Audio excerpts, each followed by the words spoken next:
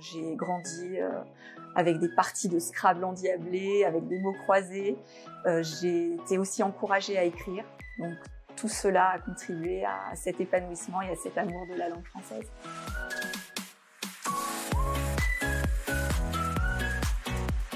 J'ai été pendant 21 ans professeure de lettres classiques en collège et en lycée. J'ai démissionné il y a 3 ans pour créer mon entreprise et je suis actuellement coach en orthographe, formatrice en communication et je fais également de l'accompagnement scolaire pour les jeunes de l'école primaire jusqu'à la terminale.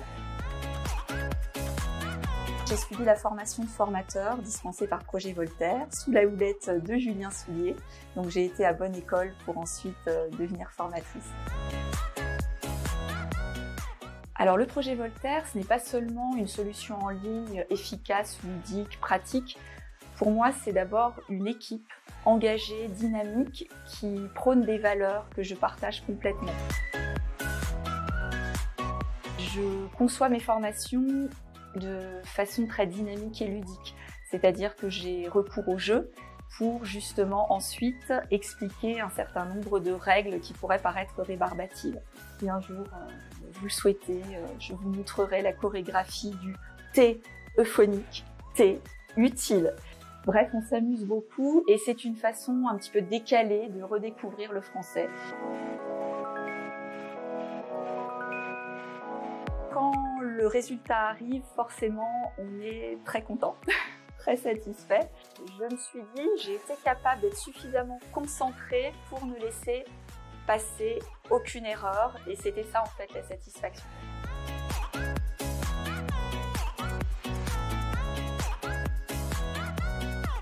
Je me suis entraînée sur la plateforme, bien évidemment. C'est un outil très ludique, efficace, intuitif, c'est-à-dire qu'on prend plaisir vraiment à suivre le parcours. Ensuite, j'ai utilisé les ouvrages de Marie-France Clairbout, de Julien Soulier et de Dominique Dumas. Je pense que j'ai dans ma bibliothèque tous les ouvrages qui sont sortis pour la préparation du certificat Voltaire. Je les ai tous lus, annotés.